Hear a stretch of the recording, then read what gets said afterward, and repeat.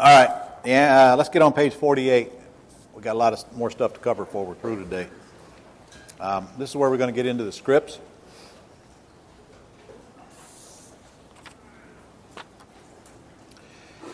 This is the Acts script. This is the one that you need to master because you'll be using it a lot. This is the script that you have to be able to present to people when it's obvious to you they're Acts candidates. When you present this script, the seller's either going to be receptive to it or they're not. And if they're not, no problem, you move on. If they are, you go make an appointment. Since you have no equity in the house, I couldn't buy it, but fortunately for you, I do have a plan to get you out if you wish. Would you like to hear it? And then you stop. And what's their answer going to be? Okay. Well, John, I'll lease your house with the option to buy it at the loan balance at the time it's purchased, and I'll make your payment until then. However, it must be a long-term lease, at least 10 years, so the value has time to increase and the equity to return. I'll locate a quality tenant buyer to move in until they have enough equity to get a new loan or until they sell it to someone else.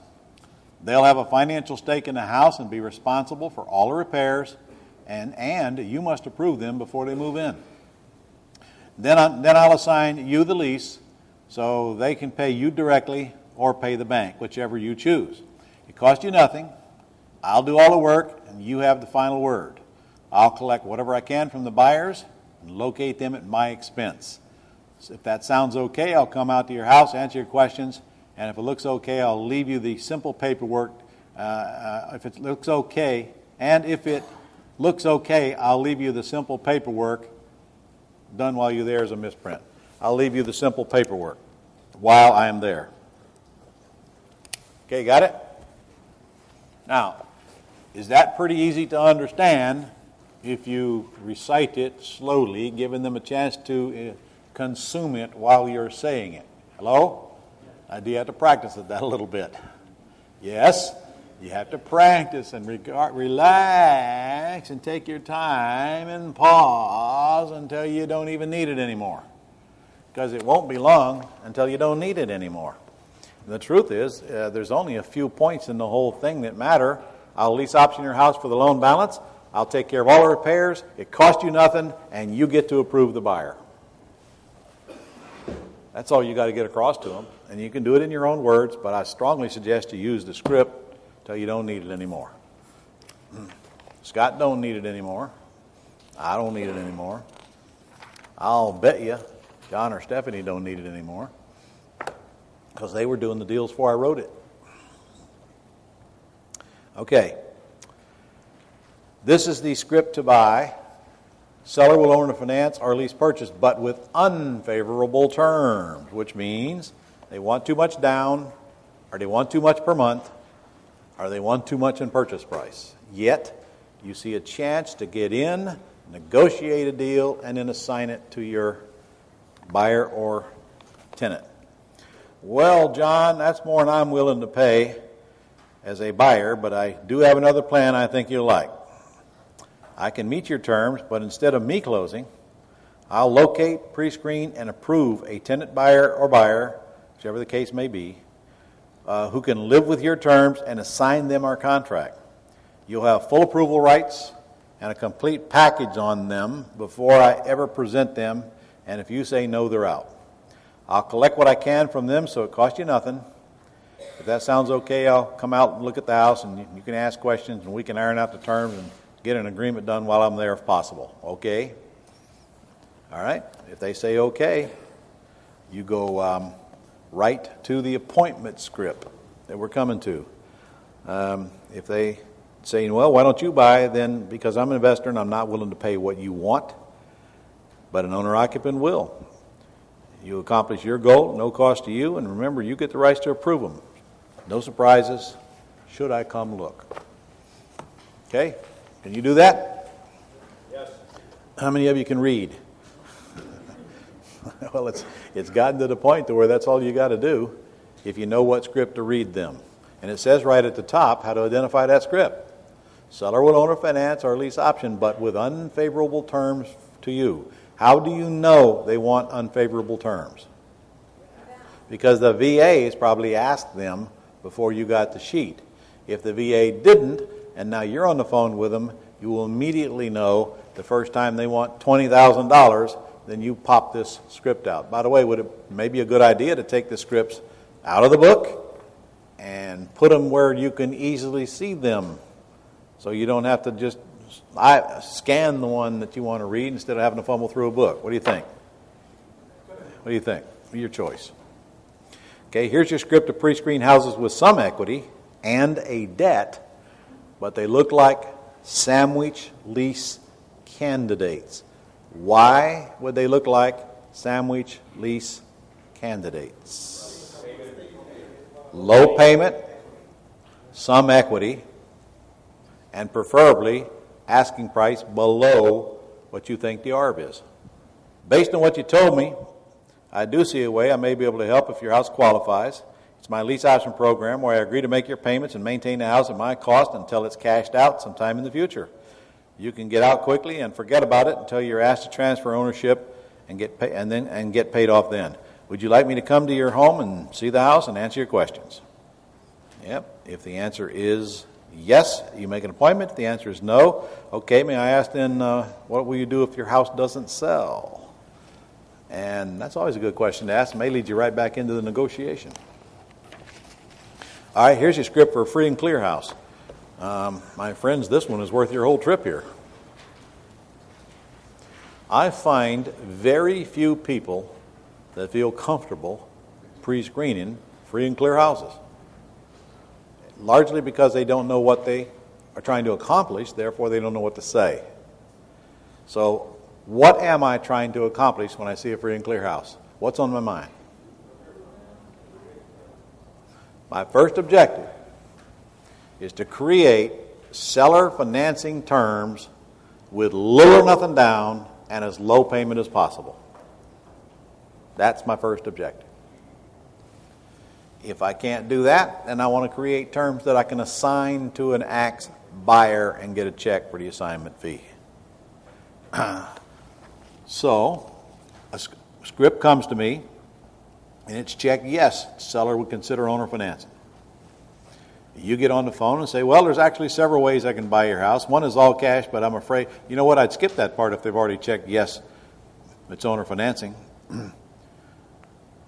But if you're on the phone with them and you're filling out the script, one is all cash, but I'm afraid I'd insult you with what I could pay in today's market. If you could take your equity in monthly installments, I can pay much more and close quickly. Will you do that?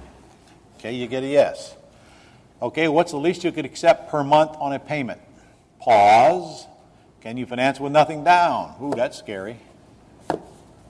That's scary. I am absolutely positive they're going to say no, aren't you?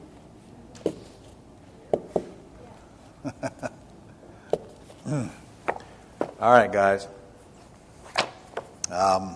Big mistake. Big mistake is when you try to think for other people.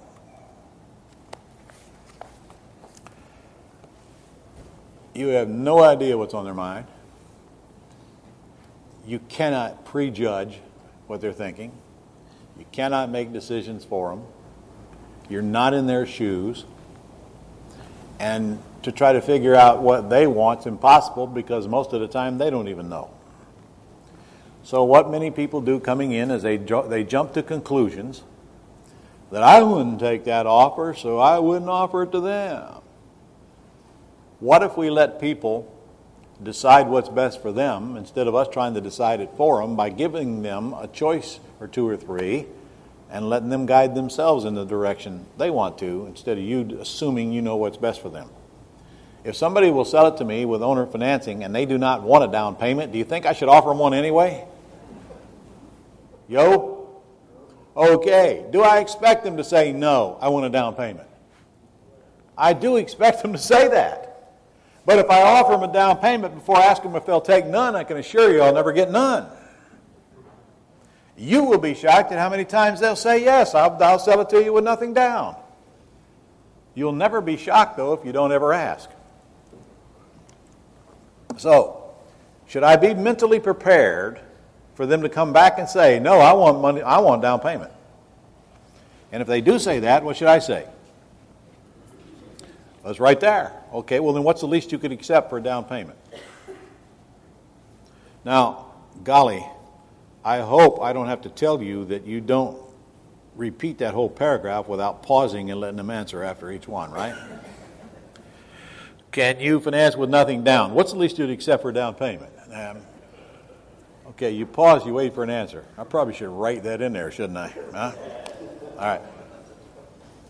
All right, now they come back and say, well, no, I won't accept monthly payments. All right, so you're saying you won't sell with owner financing. Whether it's yes or no. All right, well, based on what you told me, I see another way I may be able to help if your house qualifies. It's the same script. It's my lease option plan where I'll make your payment and keep the house in good shape at my expense while I get a tenant buyer qualified for new financing. If we can agree upon the price and terms and your house qualifies, I can start when you're ready. Should I come look and discuss it further?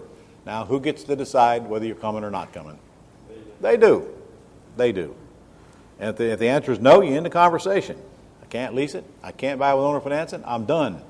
If the answer is yes, you make an appointment with the appointment script. Okay? Well, what do you mean my house qualifies? Well, first of all, the house should be in good shape and ready to sell. Is it? Secondly, we have to agree upon a price and a payment. I don't have to steal your house, but on the other hand, I can't pay retail price either. What's the lowest? Remember, this is a free and clear house. Hey? It's a free and clear house. So I can negotiate a decent price on this one.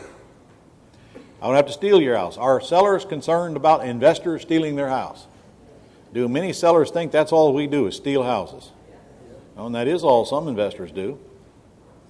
On the other hand, I can pay retail price either. What's the lowest price you can accept if I were to have it appraised? What do you think it appraised? What do you think it come in at? All right. So if you like your answers, you make an appointment. If your seller is asking full retail price, okay. Well, when I come look, I'll let you know then what I can pay. However, I know now, based on what you told me, it won't be what you're asking. In order for me to devote my time and resources to your house, I must make a profit. I simply can't pay you retail price and do so. Would you consider lowering your price somewhat? Why don't we just tell it like it is? No. Well, if they won't lower their price, can you still buy the house? Yes, if they give you a low payment or a low rent, and you can get a big monthly spread. All right, make appointments on page 53. Will you guys know when it's time to make an appointment? When would that be? When are you going to make appointments? Well, we're going to make an appointment when we get the positive answers to the questions. Will you lease purchase it? Yes. Okay. If it's an axe deal, we go through the axe script. Do you want me to come out and look? Yes. Make an appointment. Will you own or finance it? Yes. Will you sell it with little or nothing down? Yes. What monthly payment do you think you need? Okay, I like that, or at least we're close. Make an appointment. When I get positive answers, we make an appointment. If I don't, there's no need to make an appointment.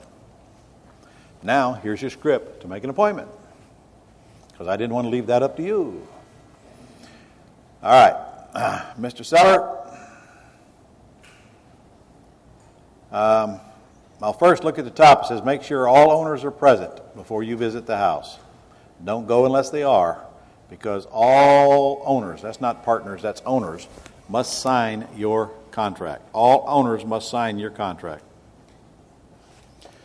If husband and wife jointly own a house, and by the way, if they live in the house, they jointly own it regardless who's on the deed. I need both signatures. Now here's some things you're going to run across, so be on the lookout for it.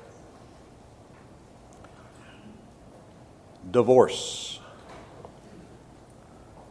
Judge awarded house to one of the two parties. The party that got the house think they own the house. They think because the judge told the wife to give the house to the husband, that means the husband owns the house. Really, in many cases, all the judge did was tell the husband, you're paying for the house. Husband heard he owns the house. Judge said, you're paying for the house. Or, judge does give ownership to the house from one party to the other, but does not initiate the proper paperwork. You see, folks, a judge can order a house transferred from one party to another. But if the order is not prepared and recorded, then there is no transfer. And husband and wife still own the house, regardless of what the judge said. And then, so if a house is transferred from one spouse to the other, you want to ask the spouse, tell me, how did you become the owner? Did the judge grant ownership to you? Well, yes. Okay, I'll need to see that document when I come out to take a look, and I'll need a copy of it. And then you take that document to your attorney and let your attorney decide if you're dealing with the right party. But you got to ask. You got to ask. So when the husband says, yeah, I now own the house, she's gone. Okay, did the judge transfer ownership to you? Well, yeah. Okay, well, I need to see that. Well, I don't know. Well, then do you know how you own the house? Well, you better find out, because if you go out to the house and you get the husband's signature and you don't get the wife's, you do not have a contract. And the last thing you want to do is go get one party's signature and then go put a lease option tenant in the house. Whoa, that would be a no-no. Because that will come back and give you a bad hair day if wife objects. All right. As soon as you get a contract signed of any kind, you're going to have a title search done to make sure you're dealing with the right sellers before you go putting buyers in and take their money. All right? It's all right? Right. All right. So here's your script. Listen, John, if I come out to your house and we agree upon terms, are you ready to sell your house today? If he says no, why on earth would you want to go? You just need the trip or what? They got to tell me they're ready to sell. They got to tell me they're ready to do business. We're not trotting out there. So if he says, yeah, okay, I'll be bringing an agreement to leave with you if it's a go. You set the appointment. If it's a no, don't go. John, I can't come out till you're ready to sell. Frankly, I got plenty to do without looking at houses that I'm not going to buy. So if you're ready to sell, I'll come out. If not, call me when you are. Done. All right, next page, page 54. Avoid the time waster houses that are highly leveraged with only one loan with little equity. We've actually already discussed that, and they are time wasters. If they're highly leveraged and they're behind on payments, I wouldn't touch them. Look, you can't help everybody. And I'll tell you, sometimes these things are going to pull at your heartstrings. You get out there and you hear all these folks' problems. You sympathize with them. And you would like to help them. But you can't. House is over leveraged. They're way behind on payments. It will not short sale down. You can't bring the payments current. You would like to get them out of the mess, but you just can't because there is no exit.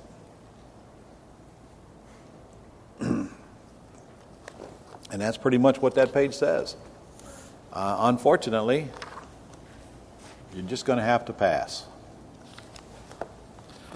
Look at there. I got the appointment script in there twice, don't I? All right. On page 55 is the appointment script again. All right. Let's move into handling objections. We'll start on page 58. Here's what I'll tell you about objections. You're going to hear them a lot less than you think. And you're going to hear, when you do hear them, you're going to hear a lot less of them than you think.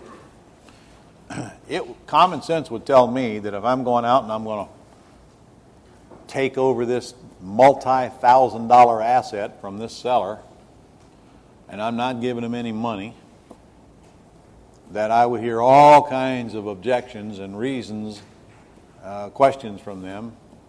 Common sense would tell me that they're going to run me through the ringer. Wouldn't common sense tell you that? Eh? It's reasonable to expect, isn't it? Isn't it? Okay, well, let's find out from reality. John, have you got a microphone? Scott, you got a microphone? Go. Huh? You got a microphone? Okay, John, you tell me. Actually, you may be a bad person to ask because you really don't go out in the field and deal with a seller, do you? What's the field? Huh? What's the field? You know, I want to know just exactly what it is you do to earn your money. Very little. I learned from the best. Okay. All right. That's a good answer. All right. But when you actually did do this stuff and you went out in the field, how often do you hear these objections that are going around in your head that you know you're going to hear? Oh, they come up all the time. Uh-huh. You want an objection? Yeah, I want you to answer it. I want you to tell me the truth. Do they? Well, yeah, people do object. Yeah, I certainly do. But it's, probably the biggest thing that we can do, or the biggest hurdle we have to overcome in doing these kind of deals is educating the seller as to what is working in today's market for trying to sell a house quickly. How do you do that? Well, what I do is I tell them, they say, well, I just want an all-cash deal. Well, we all want all-cash deals, Yeah. but it's not happening in today's market. Right? With the economy the way it is, with the banks holding all the money, they made all the money. I mean, we gave them all this money. They're just so big, fat cats there that they just don't want to give up the money. Mm-hmm. So I try and steer them to showing them that the banks made all this money. Why can't you become the bank and you make money? And then I talk to them as turning them into a bank to finance the property to me, deals. or at least optioning it to me, Yeah. and they get some money at the end if there's equity. Well, how often do you hear the objections that are in this book? For example, the first one is, what if the tenant tears up my house?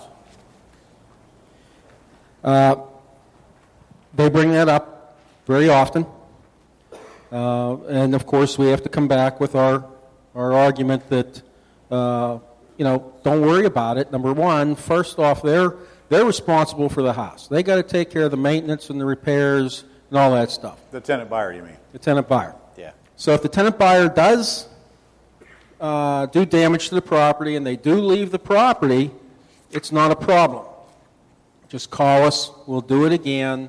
In fact, we'll have a better chance even at getting somebody quicker because we have a lot more people wanting to move into properties that are looking for properties that need some TLC that they can handle themselves. All right. Well, I got a much faster answer for that.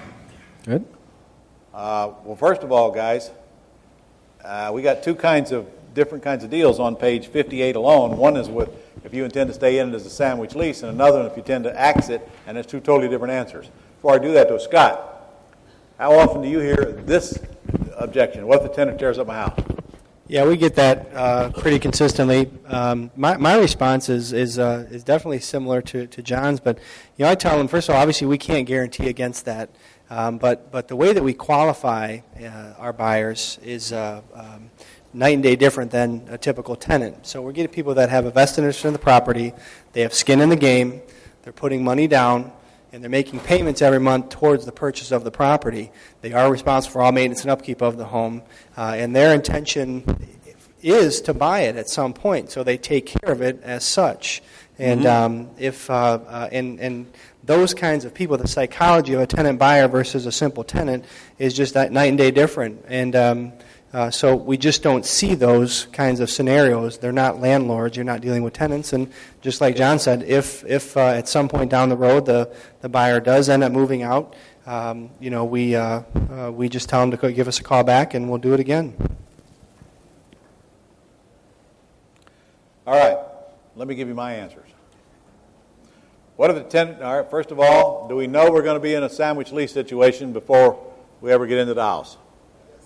Okay, if I know I'm going to lease option it and then sublease it out, and we were to get that question, I'd say, don't worry about it. I'll fix it. It's my responsibility, and it's in writing. It's in your agreement. Is that not the right answer? Yes. That's the truth. That's the end of that discussion. Frankly, both of these guys talk way too much to suit me. All right? But that's their personality, isn't it? Yeah. And give them time. Give them a few more years, and they can be just as big an asshole as me. Little practice. All right? And I know Scott's fast approaching that point. I don't know about John. All right, on an axe deal. On an axe deal, are you staying in the deal? All right, so why don't we just tell like it is? Pretty much is what it says right in your book there. It's possible, but remember, I'll collect several $1,000s from them, and you get to approve them before we let them in the house, and they're not normal tenants. They're like owners. In my experience, they don't damage the house, but it's always possible. So you must accept that risk for us to move forward. If you have a better option, it is your choice. Should we go forward? And then I say, if that happens, if they move out and they've done damage, call me. I'll put somebody else in there, and we'll at least option it out as is. And that's it. So, by the way, if you're doing an axe deal, can you make them any promises a tenant will or will not do anything? No. How would you know? You can't. We'll find the best quality person we can to put in there. You'll approve them, and they'll have a financial stake in the property, and our experience shows that those kind of folks don't tear up houses. That's all you can do. Scott, so far, have we had any deals we've lost because of that objection? No. Mm-mm. No? You, John? None I can remember. Okay.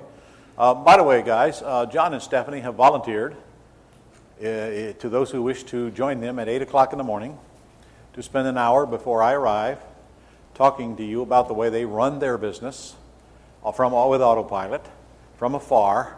They're literally an example of people who have a business 1,000 miles away from where they're living. In fact, it's probably 1,200 miles away from where they're living. Yeah, closer to. Are very successful at it.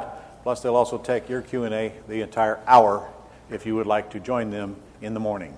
And we will get that on tape starting at 8 o'clock. So how many of you would like to join them in the morning so they're not here by themselves? All right? So pretty much all of you. All right. On the next page, how do I know I can trust you? Here's my answer. Longer one in the book. My answer is very simple. Do you have any reason to believe you can't trust me? By the way, do you notice that I always answer a question with a question? When I answer a question with a question, now it behooves them to come up with the answer. Do you have any reason to believe you can't trust me? Because if you do, we probably shouldn't do this transaction. Wouldn't you agree? And, of course, they don't have any reason that they can't trust me. So the worst they can say is, well, I don't know. We just met. Well, you are correct. But obviously, until I put somebody in this house and do what I say, I don't get paid, and I'm not working for free. So if you don't think I'm going to do what I say, please don't sell me your house. Wouldn't you agree? And they can't come up with an answer because there isn't any. There isn't any. That's my answer. Now, if it's an axe deal, you don't need to worry about trusting me because I'm not making you payments. I'm going to find you a tenant buyer and you're going to approve them. So you can ask them that question when I find them for you. Got it? Do we have it? Yes. All right. How are we going to get good at this objection stuff? Well, you ought to practice a little bit before you go in the house first. Wouldn't you think that'd be a good idea? Have somebody grill the crap out of you and see how you hold up. You better get beat up before you go in the house rather than getting in there and getting beat up. All right, how do I know when my mortgage payments are made? On a sandwich lease situation, easy. I can either pay you direct or I'll pay your bank, whichever you prefer. Now watch this, guys. If they have no equity in the house, I will not send them a check for the rent. I will require that I have the ability to pay the bank direct, or I'll make a payment to an escrow company, and I'll find one for them on Google that will collect my rent and make their payment for them and send us both a statement, and frankly, I prefer to do that anyway. Now, the escrow company's doing the accounting, doing the end-of-the-year statements, and now they know that the escrow company is collecting, so that if they don't get the payment made, the escrow company will notify them immediately. There's escrow companies anywhere in America. In fact, they don't even have to be in your state to do this. It costs about $100 to set it up and about $10 a month. If there's room, I make them pay the $10 a month. If there's not, I just absorb it. It's worth it. So you got it? Go to Google and type in escrow companies in your city first. You won't have any trouble finding one. And there's national firms that do it. So, how do I know when my mortgage payments are made? If it's a sandwich lease, well, I'm going to pay the bank direct, or I'll pay it into an escrow company and let them pay it. You decide which. If they have a bunch of equity in the property, I got no problem paying the seller direct, because I'm not worried about them not making the underlying payment. I will tell you, you do not want to send a seller money when they have no equity in the property, because it's only a matter of time before they take your check and spend it and not make the payment, thinking that they'll make it up later, and later never comes, and the next thing you know, they're behind. It's only human nature. So if they got a bunch of equity, I kind of hope they take my money and then don't make the payment, because then I'm taking away all the equity they have that I owe them because they didn't honor their agreement. I don't mind paying them at all. Axe deal is not applicable because I'm not making the payments. Tenant buyer will make the payment. Well, why don't you make the next three payments? Next payment instead of 2 or 3 months from now. If it's a sandwich lease, I'm always going to get 2 or 3 months before my first payment is due, because I need time to find a tenant buyer that will pass my strict standard and qualify to buy your house. You do want me to find a reliable tenant who will eventually buy, don't you? Yep. If I give you any lip, so you're saying if I don't make the next payment due, we can't do business? I have never had one refuse that I can remember, if they're current. If they're current, I'm always going to get 2 or 3 payments. In fact, Scott, in the case of Axe down here at the bottom, we just tell them that we're going to collect, and we just tell them that your rent will be due 30 days after we close the lease purchase with the tenant buyer that you approve. Does everybody understand that? Hello, do you understand that? Everybody got it? Okay, so therefore, when the tenant buyer closes, the attorney collects the first month's rent along with the rest of the deposit and the attorney's fees, and cuts us a check for everything but the attorney's fees. So we literally get the first month's rent. I have no problem telling the seller, we're going to keep that first month's rent as part of our fee for finding and screening this quality tenant buyer for you that you must approve before we put them in this house. Scott, has anybody objected to you on that yet? After the fact, I had someone try to wiggle out of it, but no, it's never been a problem. Do they even bring it up? Yeah. Do they even bring it up? No. No, because it's a condition of your purchase. It's not something we're negotiating about. I'm not asking their permission. Can I please keep the first payment? No. I'm saying this is how it works. And it is how it works. All right. Ron, and basically by doing that, we're doing like we do with subject twos, where a lot of times with subject two, we get sellers to actually pay us to take the deed. Mm-hmm. And you're basically doing the same thing with the lease option, where you're keeping the first month's rent or 2 months. Well, whatever. no, I'm not, because that money comes from the buyer, not the seller. And guys, True. Please do not take money from sellers. Correct. I do not want to be defending you if you take money from sellers and then something goes wrong with his deal later. The seller is the wrong place to get a check from. And I'll promise you, some of them will write you a check to get out of this deal, but unless, of course, you're going to pay off their loan. If you're going to pay off the loan, you can take all they'll give you. But if that loan is going to stay in their name, and after this transaction is done, and they give you a check, you are not only morally obligated to make sure it goes the way it's supposed to, but you may even be legally obligated, depending on how good of an attorney they got. So do not take money from sellers, please. Stay out of trouble. Get all your money from the buyers. Besides, I would caution you that if you don't have a license and you start taking money from sellers, what does that look like? It really looks like they are paying you to provide one of the 7 functions of real estate that requires a license. Right. All right.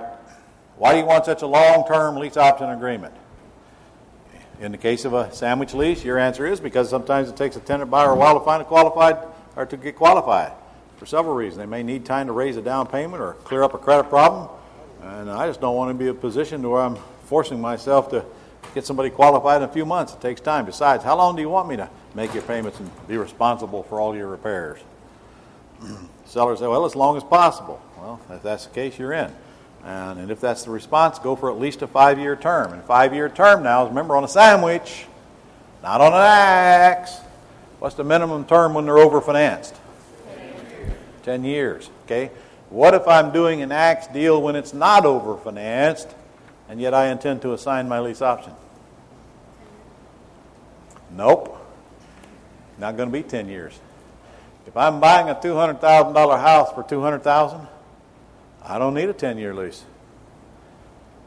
Why? Because I don't have to give it time for the equity to catch back up. It's already right at market value. So I don't need 10 years. I don't have any leverage. I don't have any reason to even ask for 10 years, frankly. And besides, what do I care? I'm going to assign my lease option agreement. What do I care? I'm going to get the same amount of money whether it's 5 years or 10 years, aren't I? So if I can tell you right now, a buyer could care less. 5 years is as good as 10 years. 5 years is a long time in the mind of a buyer. Any problem they got now will certainly be fixed between now and 5 years from now. So you have no problem getting tenant buyers to move in there if their credit sucks right now. And frankly, you can do it a lot less than 5 years.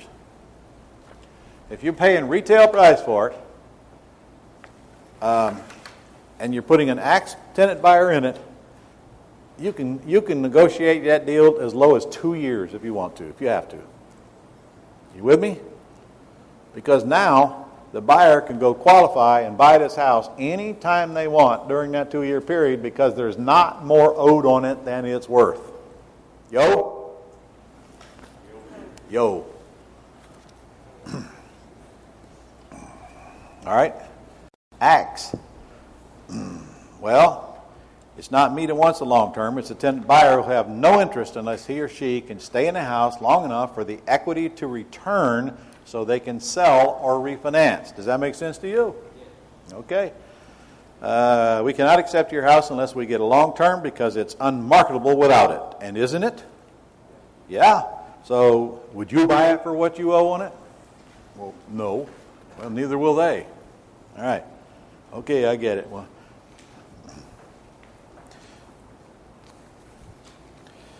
all right. You know what, Scott?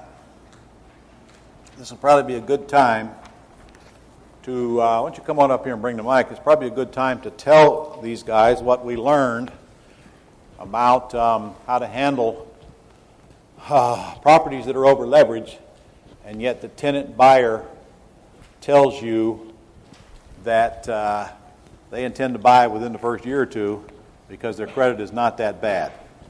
You going to run across those? Yeah, we do. Yes. Mm-hmm. All right. You guys, you going to run across those? Yeah. All right. Well, we kind of learned this by accident. Well, I guess nothing's by accident, but we did learn this. Incidentally, good news for you. We are not going to talk about agreements until tomorrow morning when you can stand it. Because this late in the day, there's no way you could absorb it. So I intentionally put it off till tomorrow morning. We're going to cover all the agreements first thing. All right, so here's what Scott and I concocted as needed. Deal came by. Now, you guys, are you awake? Okay, you're going to have to be wide awake to absorb this one. All right, this one's going to go shoom, like that. Are you ready? Okay. In fact, I think it was on that house. It was on a house that was over, like, what was it? 240 owed on it. Yep. And the buyer was willing to pay 220 because they felt that's what it's worth right now. Yes. Okay, hold that mic up. And they were putting 10 down? Yeah. 10 down. So they agreed upon a 220 price. This is one we had the realtor involved in. Holy crap, was that a fun time. Yeah. All right. This realtor did everything she could to kill this deal. She brought us the buyer. She did everything she could to destroy the deal. I mean, she must have thought she was God's gift of negotiations or something. And in fact, I told Scott twice, tell her to take her buyer and shove it. Did I not? You did. Huh? You did. She kept coming back, changing the deal, argue over this, argue over you think she's buying the house. All right, so anyway, what we did, and it took some thinking on this part, here's the problem. Buyer puts up $10,000, and we assign them our contract. They can't show that $10,000 as a non-refundable option deposit. They can't show it as a down payment because it isn't. It's an assignment fee. Isn't it? Yes. And they point blank told us we want to go qualify within the first year or two. So we had to first crack that nut. So what I came up with was this. I said, all right, here's what we'll do. This is the right house we did this on. Yeah, yeah. All right, I get confused after a while. We'd already signed a lease option agreement from the seller for $239,000, which was the loan balance. Okay, now here comes buyer. I was lease optioning it in a corporate name or an LLC name. So what we did is we created a new lease option agreement from my LLC to the tenant buyer for $220,000. Follow me so far. My entity created, this is all with a seller's permission now, my entity created a new lease option agreement for $220,000 from my entity to the tenant buyer, showing a $10,000 non-refundable deposit. Got it? So now that tenant buyer always had proof they paid that $10,000 down. Now, I simply assigned my lease option agreement from my buyer to my seller and tore up the one we signed with the seller. I told you. And Yep. if you think it was hard for you to absorb that, you should have been the one creating it. So, let me say it again. Did you get it, Jenna? If you got it, I know everybody gets it, right? Okay. All right. My problem was I had to be able to show the $10,000 down toward their purchase price, so they'd already have 10 down. They only owed 210. I can't do that without some agreement doing it. So we had to create a lease option agreement from my entity to them. To them. Showing the 10 down. Now, since I couldn't assign them my agreement that I had signed with the seller, could I?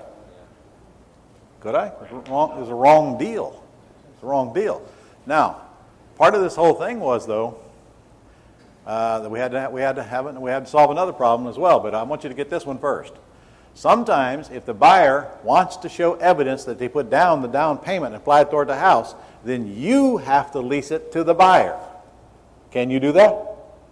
Well, you've leased it with the right to sublease it. You can certainly lease it to the buyer. Got it? But don't forget to go back and negate the one you just signed with the seller. Now you just assign the lease option agreement between the buyer and your company to the seller. Now the seller collects the monthly payment and now the buyer owes the seller, and when it's time, the seller has to accept $210 for the remaining balance of the house. You guys get that? So this seller was either willing to bring in the difference, which would have been 200 and which what? Well, we ended up negotiating the price after that. We bumped it up to 225 to reflect the 10 down, so the balance is 215, not 210. Okay, 225 price, 215 remaining balance. All right. And he owed 239. All right, so he owed 239. So he knows he's got to bring Yes. $24,000 to closing at the time the buyer decides to buy. Hello? Because there's 239 owed on the house, the buyer only owes 215. You with me? Yeah. All right. Now I'll tell you what we did to fix that. We have to create as we go. Now I can tell you that this seller agreed to bring that money to closing if he has to. But guys, he ain't going to have to. Because we created another addendum for the seller to sign and the buyer to sign that simply said, when the buyer gets ready to buy, the seller will cooperate in a short sale. So the seller has two choices. The seller can either go get the bank to discount the 239 down to 215, which they'll easily do, or the seller can write a check for the difference. That make sense? Yes. And that's the only way the buyer would buy. And Scott seen that $10,000, and we didn't want to turn it loose, did we, Scott? We sure didn't. The buyer running around with our money. Okay. And the realtor got $2,500. I swear, she should have paid us $2,500 for all the crap we put it through. So, all right, everybody got that? Yes. All right. A motivated seller. Yeah, well, of course, they're all motivated when they're overfinanced. You bet. And the guy's credit was pristine, and he didn't want to lose, and he was afraid. And he fully knows if he does a short sale, he's going to take a credit hit, but it won't be a big one. And it might not be any. He only takes a credit hit if the bank chooses to hit him, you know. And that's not a very big discount, is it? In fact, did we just do the bank a humongous favor? Sure. They'll take that discount in a heartbeat. When they see a contract already in place, and all they got to do is take a $20,000, they'll almost certainly do it. And if they don't, again, not our problem. Is it our problem no matter what happens? No. Why? Clear understanding, seller, buyer, everybody signed off in front of an attorney. All right, thank you, sir. Sure.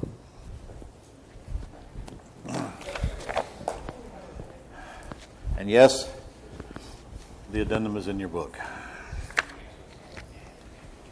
But what if the buyer never closes in a sandwich lease? Well, when my term is up, you'll have a choice of either extending it or terminating it. I'll stay as long as it takes, but if you want me out, I'm out.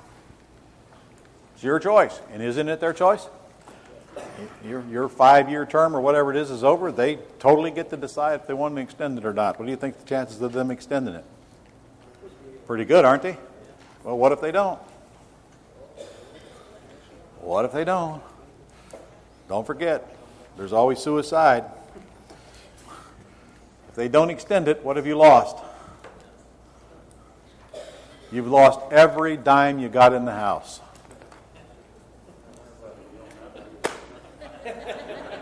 Which is how much?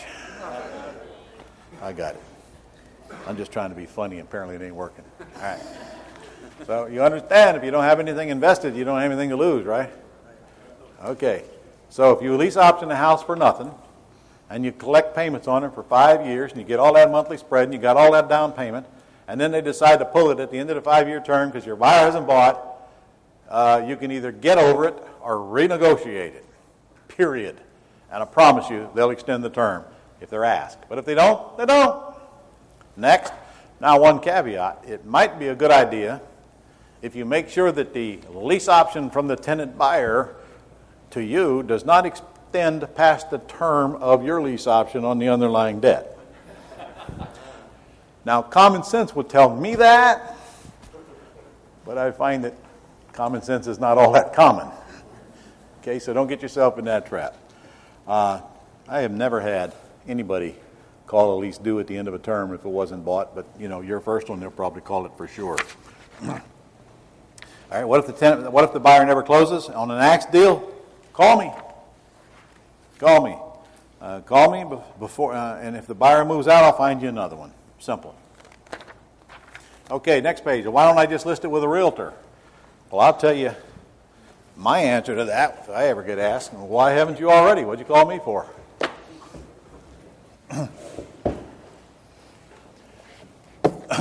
But the answer is because A, the realtor will just put you in the pile with all the other houses. You won't get the focus that I'm going to give you because I don't get paid if I don't sell your house.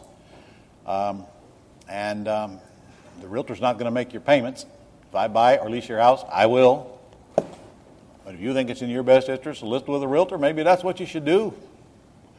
But make sure you try to reduce that listing to 90 days. Then if it doesn't work out, you can always call me back. Of course, that's 4 payments from now. But I'll be here. And if you think that's your best move, go for it. Now, are you going to hear that objection when your house is over financed? No way. And if you do, don't worry about it. Guys, are we going to be able to do a deal on every single one of these things that come our way? Are you getting the point that I will work with the people who want to work with me and whack the rest at lightning speed? I'm not begging anybody to do anything. I'm not going to ask them twice. I'm not going to plead with them. I'm not going to go into a defensive position. I don't have anything to defend against. I'm the buyer. I have a whole lot of houses to deal with. It's my choice. Here's what I can do. It's very reasonable. If you don't think so, don't do it.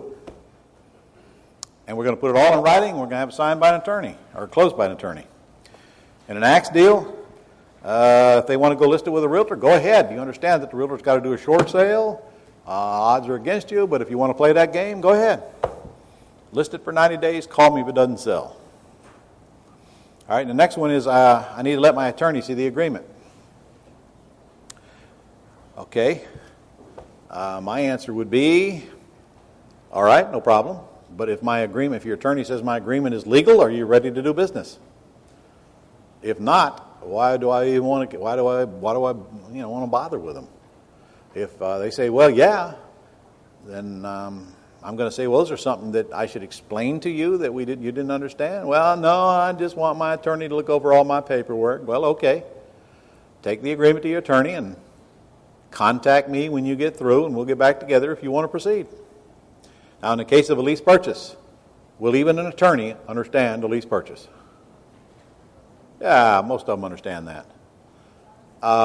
By the way, picture yourself being an attorney. Any attorneys in the room? Picture yourself being an attorney. What is your responsibility? Is your responsibility to make everything look rosy and over-dramatize it? Or is your responsibility to point out all of the things that could go wrong to protect your client? Well, it's the latter. It's the latter. It's what attorneys do. You can't hold it against them. That's what they're supposed to do. They have a responsibility to their clients to do just exactly that, to make everything look ugly. Because in their world, everything is ugly. How'd you like to have that job? Fighting all day. It's hard to keep a positive attitude when your whole world's negative. And there ain't much positive about being an attorney. You're either suing or getting sued. There ain't a whole lot positive about that.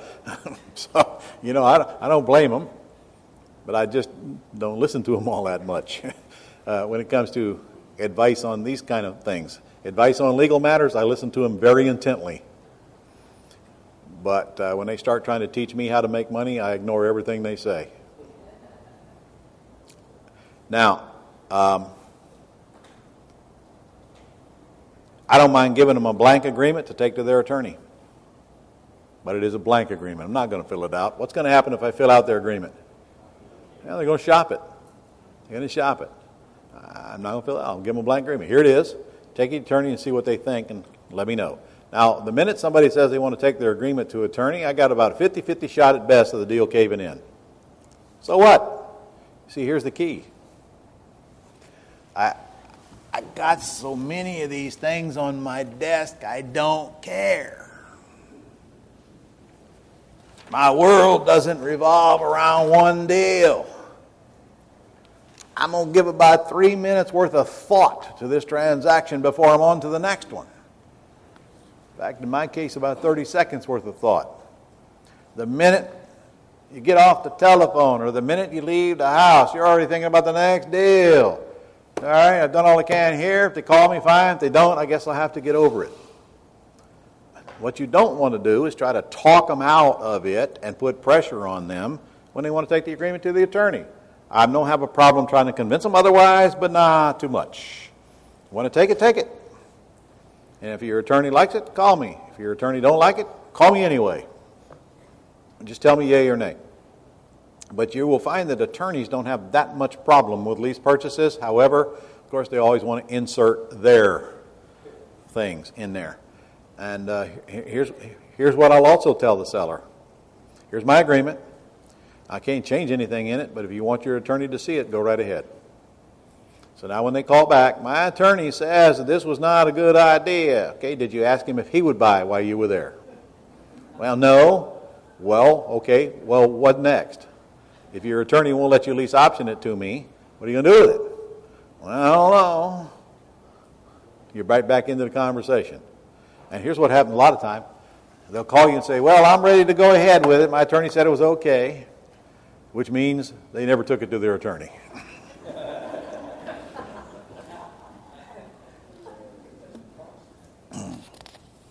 All right, now so far, Scott, I don't believe we've even had anybody in one of these axe deals even talk about an attorney, have we? No? Okay. How about you, John, Stephanie?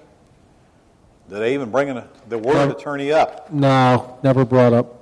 Okay. I would imagine that the more of the high-priced houses you deal with, the more you'll get of that. Okay, I don't care, guys. Let them do whatever they want to do. Okay, let's go to the option offer. We're getting close here. How do I handle option objections? There's only a few of them. Why should I let the tenant? Why should I let you tie up my house? Well, actually, I only need 3 months, and if I haven't sold it before then, I'm out anyways. Usually, when I find a buyer, it's within that first 30-day period. Sometimes it takes a little longer, but honestly, I don't even want to mess with it after 3 months. So just let me option it for 3 months, and if I haven't found a buyer, it's over. Is that fair? I'm spending my money. In fact, here's kind of my pitch for an option. Who wants to be my option seller? Let's say we got a $800,000 house, and I'm trying to option it from you for $500,000. Who wants to be my seller? Don't everybody volunteer. Okay. What's your name? Michael. Michael? All right, Michael. Here's what I can do for you. I'll option your house, which means all I need is a simple agreement from you and I if we can agree upon a price. All I need is a 3-month option. And I will put all my resources and tap into my list of buyers and try to bring a buyer to the table that'll cash you out. Okay? I am not going to put anybody in your house. All I need is a key to show it if it's vacant and an agreement to option it. And I have to have that before I'll even start selling it. Okay? Okay. All right? All we have to do is agree upon a price. What's the least you can take for a cash buyer? $543,000. 543. So you're saying if you don't get 543, you won't sell it? I guess that's what I just said. Is that what you're saying? You won't sell for less than 543. True. So if I don't give you 543, you would just as soon see me leave and continue doing what you're doing. That's my best price today. It's your best price today. Well, what would your best price tomorrow be? That can change. So you're telling me then, Michael, if I don't bring you, if I bring you 500,000, you won't take it? Not today. Not today? Well, what if I bring it to you 2 months from now? Will you take it then? Go for it then. You might go for it then. Okay. So really what we're saying is then we can write this thing up for 500,000 cash. Say yes, Michael. Yes. Okay, good. Well, that's exactly what we'll do. We'll write it up for 500,000 cash, and you understand there's no risk to you. I either sell it or I don't. If I don't sell it, I don't get paid. If I do sell it, you get 500,000. Fair? Any question? What do I get for taking it out of the market for 3 months? Well, you get it sold, hopefully, because if you don't get it sold, I don't get paid. I will need a little time to sell it. But then it's after 3 months I find out it still didn't sell, and I was Okay. obligated to keep it off the market for 3 months. Okay, so you're saying that that's an issue to keep you awake at night? Is that a deal killer? It is today. So if we can fix that problem, then we got a deal. We got a deal then. All right. That's a fair request. How about we do this? Who's got that cell phone? That's yours? Okay.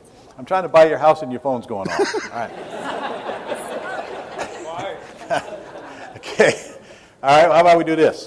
How about we just put a little paragraph right in the option that says, if you find a buyer during this term, I will cancel my option agreement, and we're back to where we're square one. I'll go Is for that. fair? I'll go for All right, that, now that means yes. you got to find a bona fide buyer and show me a contract. It's got to be a real deal now. And I'll get out. Good answer. Fair enough? Yep.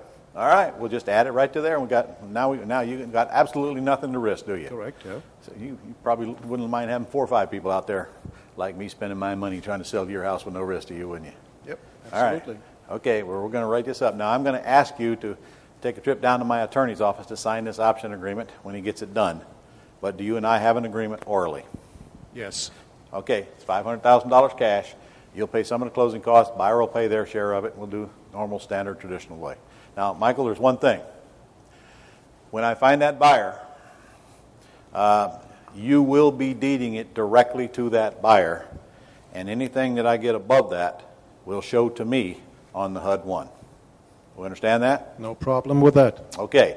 Also understand this. When you sign that option agreement, it's a bona fide agreement, and I'm kicking in, and I'm spending my money, my time, and my resources. And a couple of things I want to get right up front right now. I don't work for free. I'll never ask you for a check. But when it comes time and I sell that house, we're not going to be arguing about my share, are we? As You long as I understand get my my share is 500. everything above $500,000. Correct. All right? And we got an agreement that you'll take $500,000. All right. So I'm going to ask you, when I find that buyer, we're going to create a contract from you to them, and the HUD-1 is going to show my share on the HUD-1. You're going to get $500,000. That will be In fine. fact, it'll probably show as a second mortgage, because that's my way my attorney wants to see it. Why the You don't care, second do you? mortgage? To satisfy him, he's a pain in the neck. They all are. Yeah. All right. So if I sell the house for $600, you're okay with that? 600. I said if, Michael. If I sell the house for $600, you okay with that? Well, I guess as We're not long gonna as I argue get my about it. 500, I'm okay. Huh? I guess As long as you get your 500, we're clear. All right. Any other questions? as long as I get How my about your 500. wife? I haven't heard a thing out of her. Huh? How about the wife? Are you okay with this? As long as he gives me some of the money. I knew that was coming. I think you probably should get your share, your 51%. Would you agree? Huh? Okay. All right. Thank you, Michael. Give Michael a round of applause. All right. So we just did an option agreement. It ain't that complicated either, guys. Did you see how I handled his objection? Why should I let you tie up my house?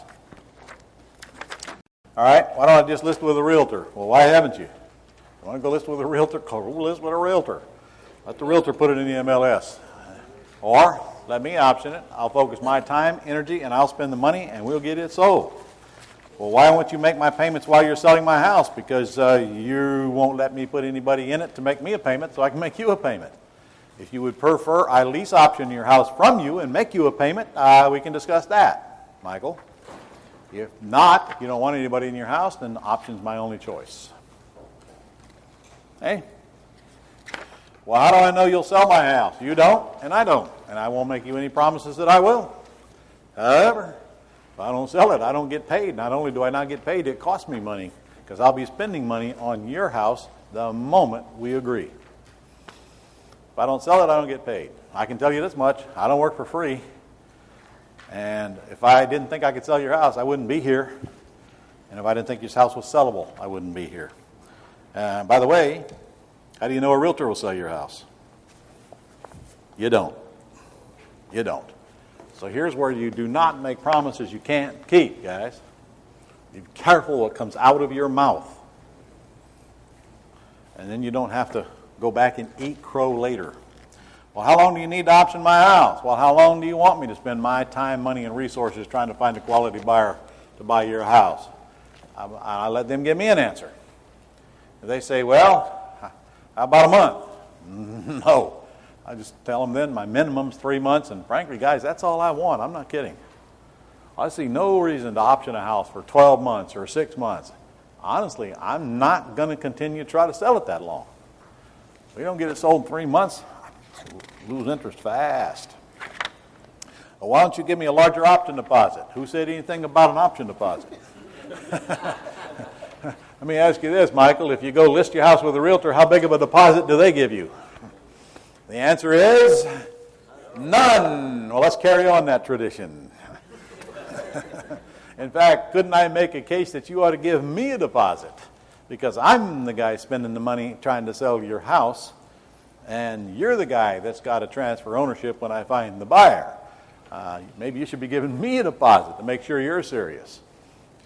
My deposit is going to be $100, and that's, you know what? You are never going to get that objection. I've never had it in my whole life. But I wrote it in here for you just because that's what you lay awake at night thinking about. All these things people are going to say. They never object about the deposit. If you're dealing with what kind of sellers? The right kind. And if you're not dealing with the right kind, you shouldn't even be there to begin with. The wrong kind of sellers want to bitch about everything. They're the ones that will scream the snot out of you. They'll make you justify why you deserve to live on this planet and suck up the same air with them. They'll do everything they can to make your life miserable.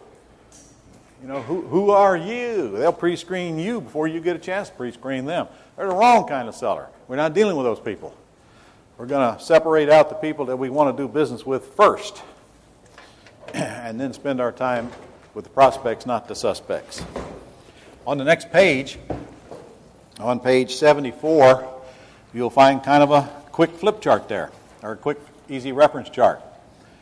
On the left are all of your lease option objections, and on the right are your simplified answers, and then your option, and then your acts. And that, as far as I'm concerned, is all you need to keep in front of you. And then pretty soon, you'll be pretty darn good at this, and it won't keep you awake at night anymore.